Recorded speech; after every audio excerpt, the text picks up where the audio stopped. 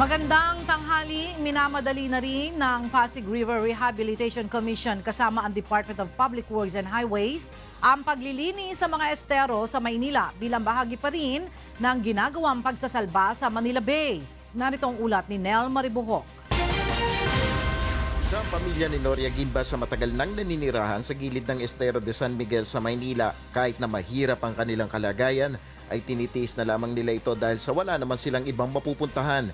Dati, sinabihan na talaga kami na i-relocate. Yung iba, tapos na. Yung iba, hindi pa. Tulad ko, wala hanggang ngayon, nandyan pa. At saka, kung ako naman ang pipiliin, gusto ko dito muna kasi nag-aaral yung mga anak ko dyan sa Jeronimo. Tinatayang nasa 50 pamilya ang naninirahan sa gilid na ito ng estero. Dahil sa walang maayos na palikuran o anumang tapunan ng basura, hindi maiiwasan na may malaglag na basura sa gilid ng estero. Ang esterong ito ay konektado sa Pasig River na dumidiretso naman sa Manila Bay. Isang estero na ito sa Maynila na patuloy na nililinis ng Pasig River Rehabilitation Commission. At dahil na rin sa Manila Bay Rehabilitation, mas mapabibilis na rin ang rehabilitasyon sa ilang estero sa Maynila, katulong ang Department of Public Works and Highways. Lahat ng rehabilitasyon sa Ilog Pasig ay makaka-apekto rin kasi sa rehabilitasyon ng Manila Bay. Kaya naman very particular na rin ang DNR sa mga pag-improve na ating mga waterways. Kaugnay nito, inaasahang maging ang problema sa relokasyon sa informal settlers sa Maynila ay agad na mareresolba ng pamahalaan. Nel Maribuhok, UNTV News and Rescue, Maynila. Kasalukuyan pang isinasaayos at hindi pa binubuksan sa publiko ng Metropolitan Manila Development Authority ang footbridge sa Mindanao Avenue na nag-viral kamakailan sa social media dahil sa mga kable na sa daanan nito. Narito ang report ni Joan Nano. Matapos ang kontrobersiya hinggil sa tinaguriang Stairway to Heaven footbridge ng Metro Manila Development Authority sa may Scout Borromeo sa Quezon City. Viral naman ngayon sa social media ang isang footbridge sa may Mindanao Avenue sa QC kung saan nakaharang ang mga kawad ng telepono at cable companies sa mismong sahig nito. In-upload ang video ng isang netizen noong February 14 kung saan umaabot na ngayon sa 1.2 million ang views at halos 17,000 shares. You know, may wires. Ito, mukhang cable eh. Sana hindi knife wire to. Paliwanag ni MMDA Traffic SAR Colonel Edison Bong Lebriha, nakaschedule na sanang buksan sa publiko ang naturang footbridge noong January 30. Subalit dahil hindi pa natatanggal ang mga nakaharang na kawad ng telepono at cable, ipinagpaliban muna nila ang pagbubukas dito. Ayon kay Nebriha, nandoon na ang mga kable simula pa nang itayo ang footbridge at iniwasan lamang ng contractor. Pero may usapan na aniya ang MMDA at ang mga utility company na siyang maglilipat ng mga kableng nakaharang doon. Having notice of cutting cables to the utilities, nakiusap lang sila. Nakiusap sila na kung pwede, bigyan sila ng 1 more week. So, binigyan namin hanggang Thursday ngayong Thursday, di ba? If not, kami na magpuputol. May mga inilagay na harang ang contractor sa naturang footbridge bilang indikasyon na sarado pa ito at hindi pa maaaring daanan ng mga tao. Hinala ng MMDA, sinadyang akyatin ng footbridge upang kunan ng video at gawa ng issue. Dahil dito nakiusap sila sa publiko na iwasang pwersang akyatin ng mga footbridge na hindi pa naman binubuksan sa publiko. Kung i-upload natin yan, para lang sabihin na napaka-irresponsible ng mga ahensya na gumagawa niyan, hindi po mali po yun. Dahil po ito, hindi po namin bubuksan na may mga kabel dyan. Sisiguraduhin po namin na ligtas po yan sa mga pedestrians na gagamit yan. Sa ngayon, hindi pa masabi ng MMDA kung kailan formal na bubuksan ang tawiran. Subalit tiniyak ng mga ito na inaasikaso na nila ang pag-aalis ng mga kableng nakaharang dito. Joan Nano, UNTV News and Rescue, Quezon City. Inisyuhan na ng cease and desist order ng Laguna Lake Development Authority ang 5 establishmento na nagdudulot ng dumi sa Manila Bay. Mula sa Maynila, nasa linya ng ating telepono si Nel Maribuhok para sa detalye ng balita. Magandang umaga sa iyo, Nel.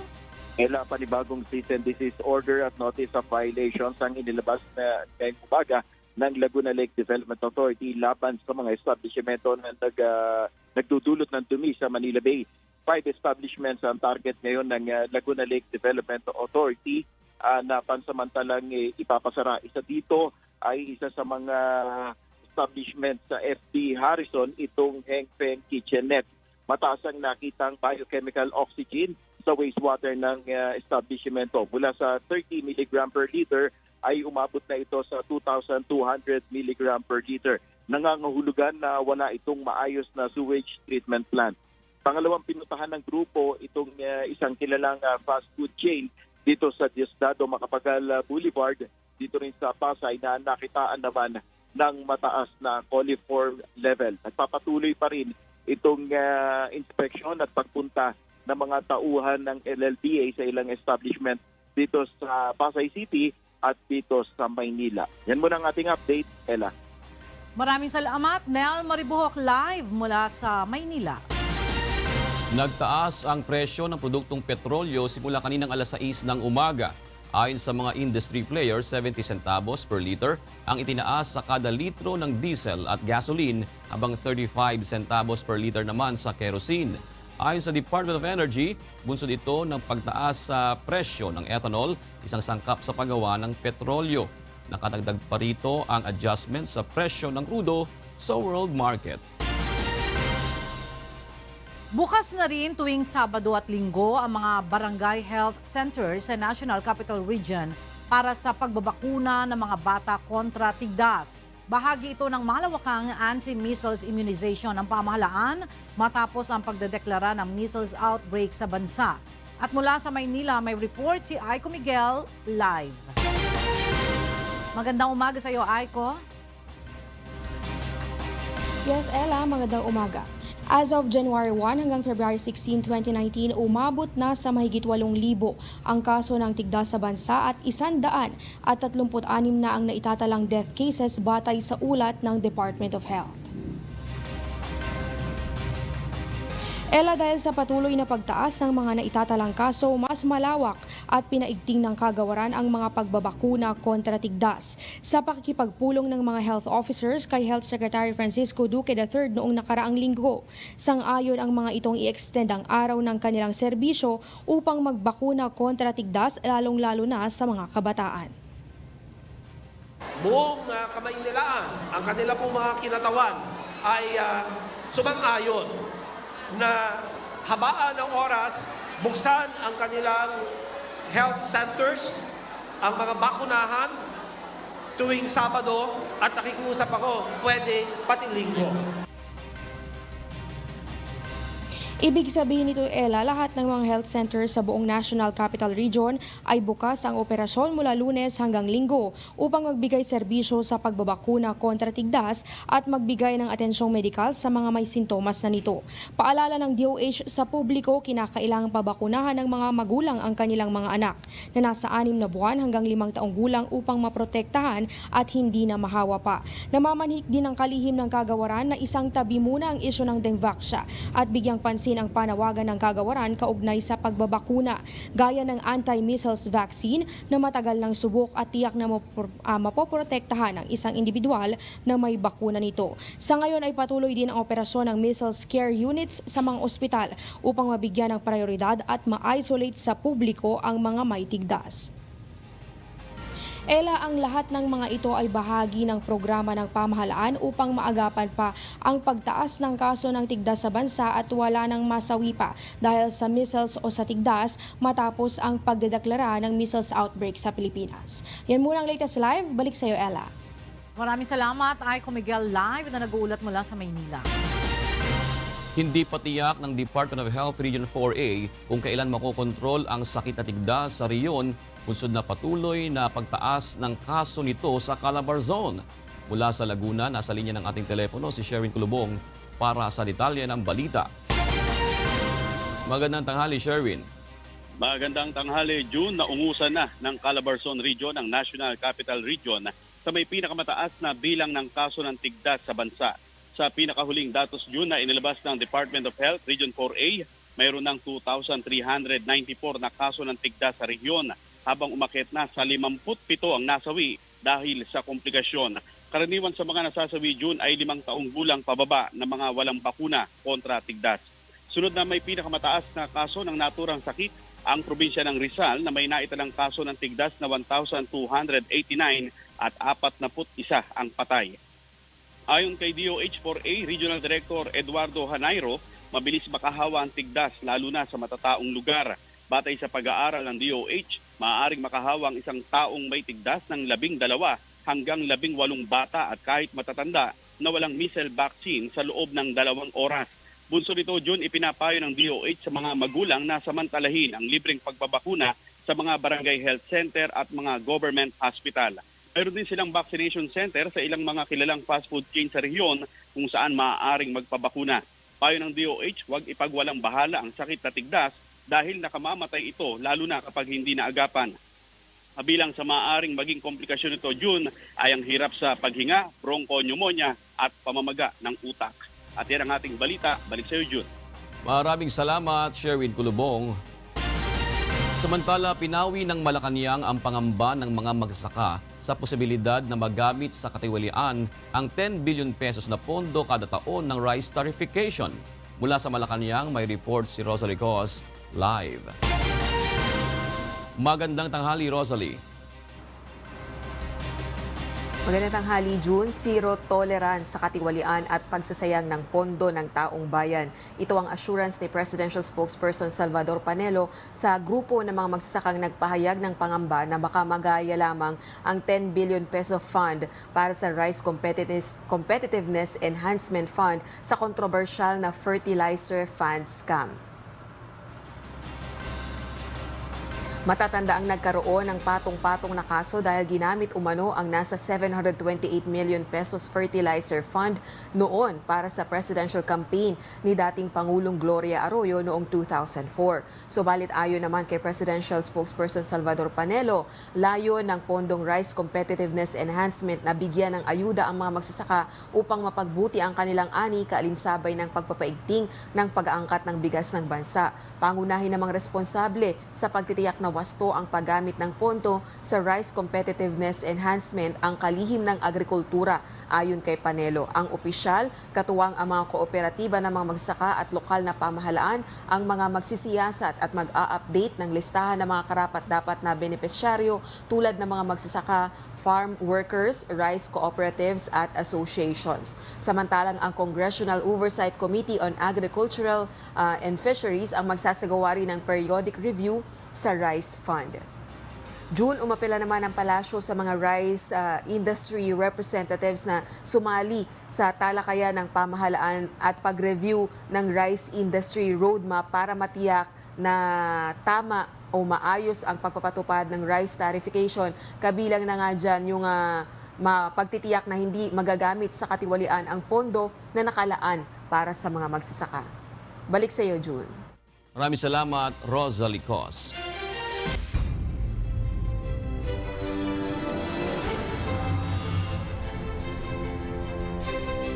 Tututukan ni dating Transportation Undersecretary Tomas Tim Orbos ang pagbibigay ng trabaho, programa sa patubig at pagbibigay ng libreng wifi sakaling palari na manalo sa pagkakongresista sa unang distrito ng Pangasinan sa darating na May 2019 midterm elections. Mula sa Quezon City may report si Joan Nano live. Yes, Joan? Yes, magandang tanghali sa iyo, Ella, at sa lahat ng ating mga kasangbahay. Sa unang pagkakataon ay sasabak nga sa magulong mundo ng politika si dating Department of Transportation Undersecretary Tomas Tim Orbos na tatakbo sa pagkakongresista sa unang distrito ng Pangasinan. Makakatunggali ni Orbos sa pwesto ang kasalukuyang alkalde ng Bolinao, Pangasinan na si Mayor Arnold Celeste. At dahil baguhan sa politika, aminado si Orbos na isang malaking hamon sa kanya na makuha ang tiwala at suporta ng kanyang mga kadistrito. Sa panayam ng programang Get It Straight with Daniel Razon kay Team Orbos kanina, inisa-isa nito ang mga programa na nais niyang isulong kapag papalaring manalo bilang kongresista.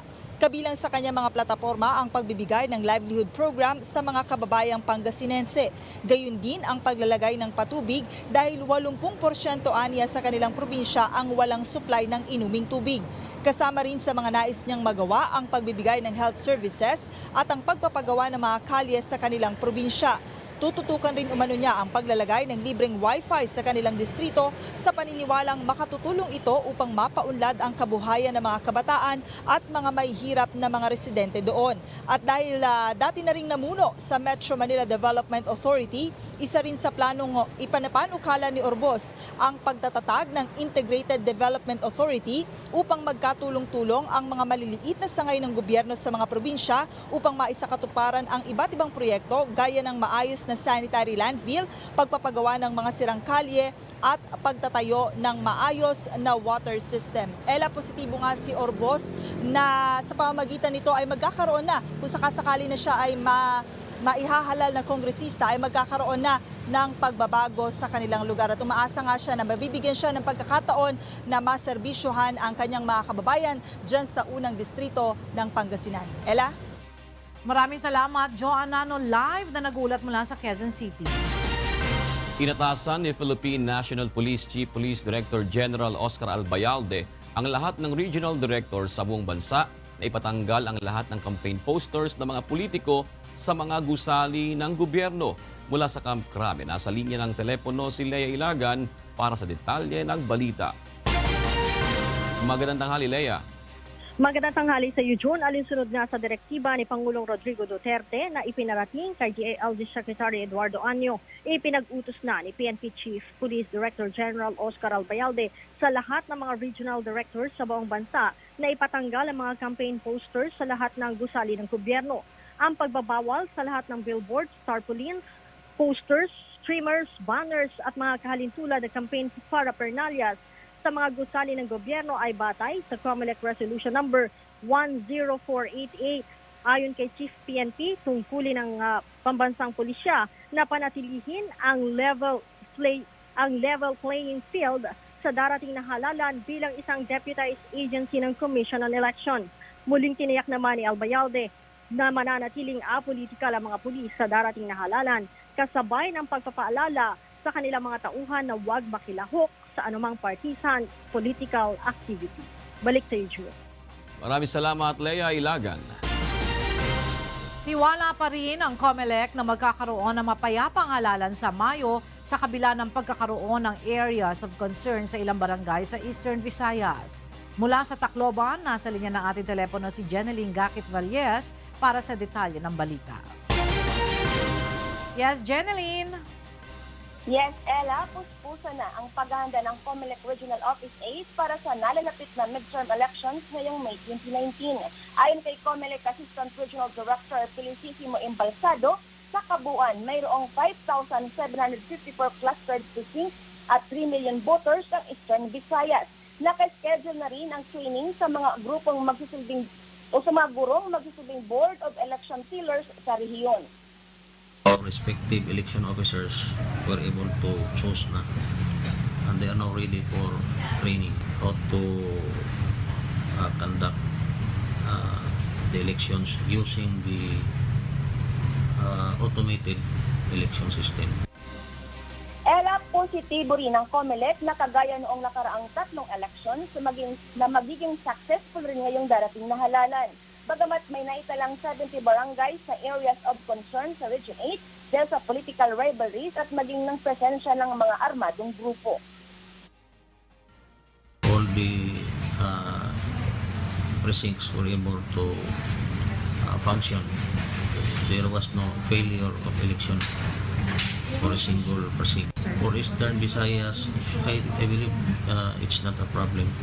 We have been conducting 3 automated elections already, 2010, 2013, 2016, and those were all successful. Samantala, Ella, sa 2,690 candidates ng Eastern Visayas, may 30 politicians na rin nag-apply ng police escort sa buong rehiyon at inaasahang ilalabas nila ang resulta kung kwalipikado ang mga ito bago mag-umpisa ang local campaign period. At yan mo ng ating update mula rito sa Tacloban City. Balik sa iyo, Ella. Maraming salamat, Jeneline Gakit Valles mula sa Tacloban.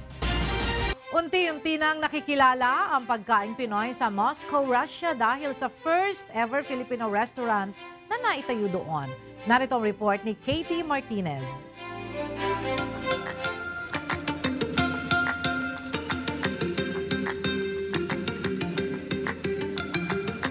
Patok ngayon sa Moscow, Russia ang mga pagkaing Pinoy na inihahain ng kauna-unahang Filipino restaurant dito.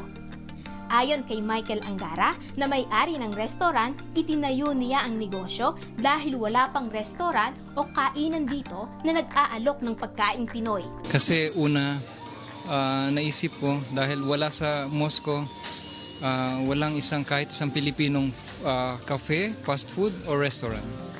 Subalit hindi naging madali ang proseso upang makakuha ng permit para sa naturang negosyo. Bukod pa ang matinding kompetisyon sa establisado ng mga restaurants dito. Mahirap dahil unang-una walang Filipino products mostly here.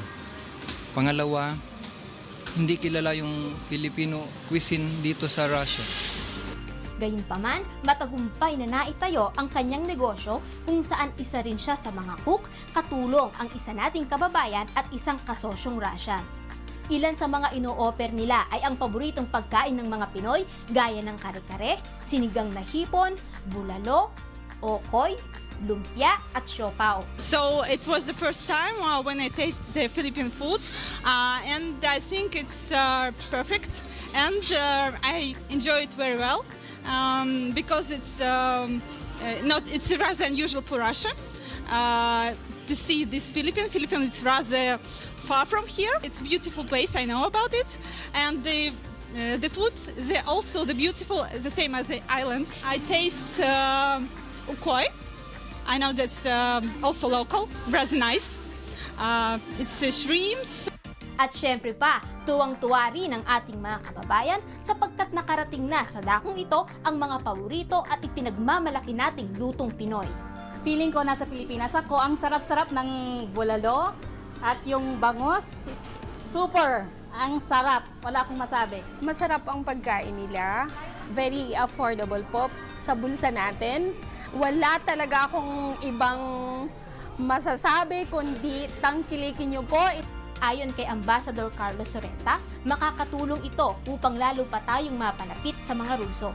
Malaking bagay ho ang magagawa nito dahil madami na hong, although tayo po ay sanay sa lutong bahay, masashare na natin sa mga Russians, sa Russian society, ang ating mga putahe, ang ating pagkain. At ito lahat ay palagay ko ay lalong tataas ang tingin at appreciation ho sa atin ng ating mga kaibigan dito sa Russia pag natikman nila ang ating pagkain. Para kay Michael, nakakataba ng puso na makitang tinatangkilik ng mga Ruso ang ating produkto. Masarap po sa pakiramdam dahil naisishare ko yung hindi lang yung pagkain, yung kultura natin, yung pagiging hospitality, tsaka yung mga products na nakikita, naka-display dito. It's part of introducing Filipino culture. Ang Filipino kape na ito ay nagsimula noong Pebrero 1 at bukas araw-araw mula alas 9 ng umaga hanggang alas 9 ng gabi. Catherine Martinez, UNTV News and Rescue, Moscow, Russia. Buong pagmamalaki namang itinampok ng Philippine Embassy sa Australia ang mga nagagandahang beaches ng bansa, partikular ang Boracay Island sa taunang multicultural event na ginanap sa Canberra. Narito ang report ni Early Briones. Dahil sa matagumpay na pagsasaayos ng Boracay Island, positibo ang pamunuan ng Embahada ng Pilipinas dito sa Australia na tataas pa ang bilang ng mga turistang mula dito na bibisita sa Pilipinas, partikular sa Boracay. At bilang suporta sa pagsusulong ng Philippine Tourism, buong pagmamalaking itinampok ng Philippine Embassy sa taunang multicultural event na ginaganap sa Canberra ang Boracay Island bilang pangunahing featured Philippine destination sa taong ito. We have reopened Boracay, so gusto nating ipakita yung new Boracay natin na mas conscious environment, and I think that's very important. But basically what we wanted to demonstrate is that tourism is on and up, and of course the favorite destination of many of our Australian friends like the beaches. Nagpakita naman ng excitement ang ilang Australian nang makita ang mas malinis at mas maayos na Boracay Island. So I have plans of going there in December this year. I'm expecting it to be a very clean and very nice island. It looks like a really nice tourist destination. I'd love to go there and experience the culture and try different things like the food and stuff. Definitely, for sure. looks so much better. It looks like a really nice destination to go to. Noong taong 2018 ay kabilang sa top 5 ang bansang Australia sa may pinakamataas na bilang ng mga turista na dumalaw sa Pilipinas. Early Briones, UNTV News and Rescue, Canberra, Australia.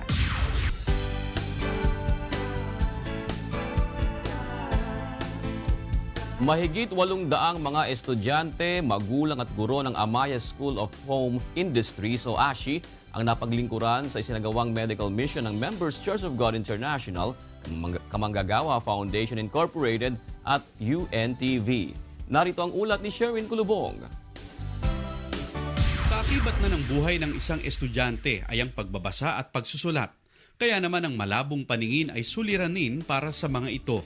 Tulad na lamang ng grade 8 students ng Amaya School of Home Industries o ASHI na sina Francesca at Carlos Miguel. Hindi ko siya nababasa sa board, kaya parang yung lecture ng classmate ko, hinihiram ko na lang para makakopya ako. Mahirap talaga po kapag malabo yung mata. Ayon sa prinsipal ng paaralan, bukod sa malabong paningin ng ilang mga estudyante, marami rin sa mga ito ang nagkakasakit na hindi kayang tugunan sa kanilang school clinic. Marami din anya sa mga mag-aaral ang nasa mababang antas ng pamumuhay at walang kakayahang magpagamot.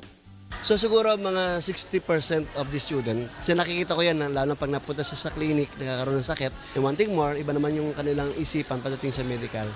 So hindi naman nila, inuna siguro nila ang pagkain kaysa sa sakit. So hindi nila kaya magpagamot. Otherwise, kung meron mga ganito katulad nitong mga medical mission, nagkakaroon sila. Kaya they grab it. Kaya naman isa ang paaralan sa napili ng Members Church of God International, Kamanggagawa Foundation Incorporated at UNTB na mapagsagawaan ng medical mission. Sa kabuuan ay umabot sa 865 ang napaglingkuran sa libreng serbisyong medikal na alok ng grupo sa paaralan. Kabilang dito ang mga guro at magulang ng mga estudyante. Ang ako sa kanila, saka one thing more, ang naman natin, yung extension ninyo sa ating mga kababayan. Yun naman kasi nakita natin. We're looking for mga philanthropists like them na talagang tumutulong sa tao. Kuya, salamat po. Brad Eli, salamat po. Sa mga serbisyong tulad nito, medyo matrabaho pero masaya. Salamat po at nagkaroon ng katuparan yung ganitong proyekto sa school. Loobin po sana na maulit. Maulit po sana para kung ano pang proyekto, mas makatulong pa rin sa mga bata, sa mga magulang na nangangailangan po. Thank you. Sobrang helpful niya sa student, lalo na dito sa public school. Kasi yung iba hindi kaya magpa-check up, magpagawa ng salamin kasi mahal. Sherwin Kulubong, UNTB, News and Rescue, Philippines.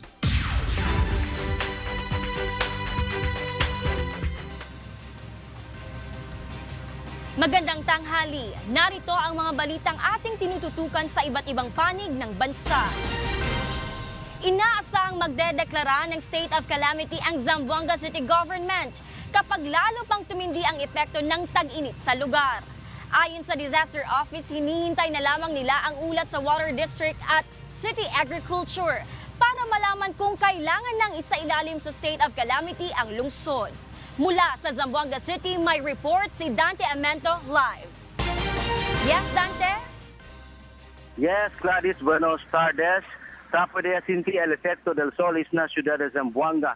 Como prueba, continúa a bajar el nivel del agua na diversion dam del City Water District. Estaba 74.20 metro el normal nivel, ya baja hasta de 73.90 metro. O alcanza ya na critical nivel, por eso está implementada del water rationing na lugar. Afectado también el mga siembra, especialmente na mga non-irrigated area. Acerca de ese, según con Dr. Elmir Apolinario, City Disaster Risk Reduction and Management Office Head, esperanzao ay mandeklara estos del state of calamity. La espera ya lang sigon con el report estaba na Water District y Agriculture Office. We will recommend to the mayor to convene the disaster council, and then immediately we can work out a resolution, and this can be concurred to by the Sangguniang Panunsod. Del queda pa fuerte el efecto del caliente tiempo, igual con el mga siembra, man recomendaya el ciudad con el disaster council pone bajo el state of calamity el ciudad. Por medio de este puede usar el ciudad, el water district y otros agencias el SUS Calamity Fund. Diaring tira si Apolinario, el bien actuación o sea el mga quick response funds del cada agencia para prevenir el fuerte efecto de solis, incluido aquí el conducir del cloud seeding operations, compra mga drilling rigs y otro pa. We will pursue that because ultimately that can be a solution to the prevailing problems we are experiencing in terms of water rationing. You can now access LQRF, Quick Response Funds, to facilitate and implement ese mga proyekto. Se puede acordar y declarar también del State of Calamity en la ciudad de Zamboanga del 2016 por causa con el efecto del El Niño fenómeno. Es el reciente noticia. Mira contigo, Gladys. Maraming salamat Dante Amento nag-uulat ng live. Formal nang nanungkulan ang bagong pinuno ng 402nd Brigade Philippine Army. Nangako itong palalakasin pa ang pwersa ng militar kontra NPA. Mula naman sa Butuan City, narito ang report ni Raymond Octubre live. Go ahead. Yes, Gladys, maayong udto, opisyal ng gibalhin ni Brigadier General Franco Dionisio Gacal kang Colonel Maurito Licodini ang pagdumala sa 402nd Brigade Philippine Army. Ang brigade nga nakasakop sa ana sa Three-Ports nga area sa Caraga Region. Gladys, sa turnover of command ceremony karong adlaw, gipasalig ni Colonel Licodini ang pagpakusog sa pwersa sa militar sa iyang ginsakupan dugang ang gipahugot nga combat operation batok sa New People's Army. Gladys, ang dakong hagit matud pa mao ang pagbantay sa seguridad sa mga sakop sa gobyerno sa paghatod sa mga programa sa pipila ka NPA infested barangay sa rehiyon. Si Licodini ay ang kanhing Deputy Commander sa 401st Brigade nga nakabase sa Agusan del Sur. Nakausab ang kumpiyansa sa kanhing Pangulo sa 402nd Brigade sa mag-ong gipiyalang Brigade Commander. Gibutyag ni outgoing Brigadier General Gacal ang iyang pasalamat sa tanang sakop sa 402nd Brigade sa ilang suporta aron makabot sa armadong kusog ang misyon ni ining ipabilin ang luwas sa pagpanghasok sa rebelding grupo ang rehiyon sa Caraga. Gadis moingkod usab isip bagong commander sa 4th Infantry Division si Gacal isip kapuli sa nagretiro nga si Major General Ronald Villanueva. Gadis. Maraming salamat Raymond Octubre nag-uulat ng live mula sa Butuan City. At yan ang mga balitang Promdi. Ako si Gladys Tuwabi, magandang tanghali. Nagsimula na ang power viewing sa song entry ng mga grand finalists na Wish Covery Season 2, The Singer and the Song. Ang mga awiting ito ay nilikha mismo ng mga composer, wish coverer at coach ng mga finalists. Narito ang report ni Mirasol Abogadil.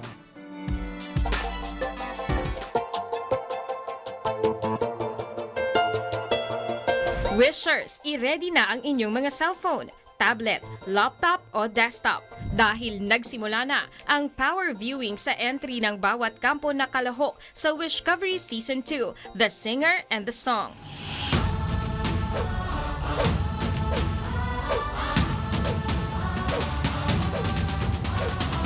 Kahapon ng alas 12 ng tanghali ay ini-upload na ang 8 Wish-exclusive video ng mga finalist sa YouTube account ng Wish 1075.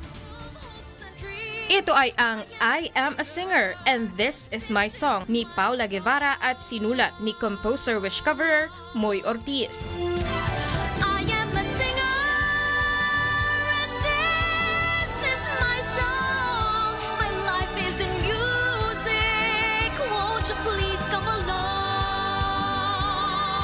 Hingang malalim ni Rhea Basco mula sa panulat ni composer wish coverer Junji Marcelo.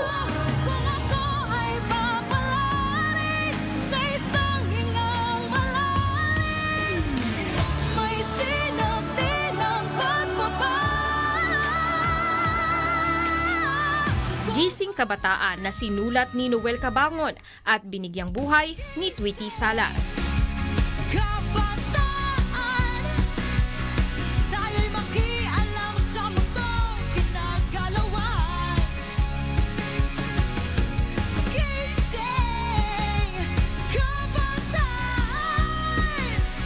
Light in the Dark ni Nashrin Casas mula sa panulat ni Top Zuzara. watch you smile so no one will know. I've been there before and it feels like there's nowhere to go. Mula naman sa Camp Boy Christopher, alamat ni Angelica Bermoy. Apat na sulok na mundo'y bilib sa'yo. Sa nuspalyot tulay di ka napapatalo, diba? Umadasalit mayapa sa gitna ng gulo. Ang sakit-sakit naman ni Ana Marigin Susana mula sa Camp Benny Saturno. Ang sakit-sakit noon ng ginagawa mo, pinasasa na pag-ibig ako. Ang sakit-sakit kasi. Maliit na kwadro ni Jemmy Picardal mula sa Camp Rani Raimundo. Lumbay hanggang dito na lang ba tayo? Sa maliit na kwadrado, nagtitingin ang buong gabi. Magkaharap ngunit di mag-abot ang mga kamay. At ang entry mula sa Estados Unidos na Nasayo ni Audrey Rose Arellano mula sa Camp Odette Quesada. Yan nga daw ang buhay. Hindi sigurado. Ang resulta ng power viewing sa Wish-exclusive performances ng mga finalists ay 25% ng kanilang magiging final score. Tatagal ang power viewing hanggang sa February 25, alas 12 ng tanghali. Abangan naman ang final vocal showdown ng 8 finalists sa February 26, araw ng Martes, sa Araneta Coliseum. Mirasol Abugadil, UNTV News and Rescue.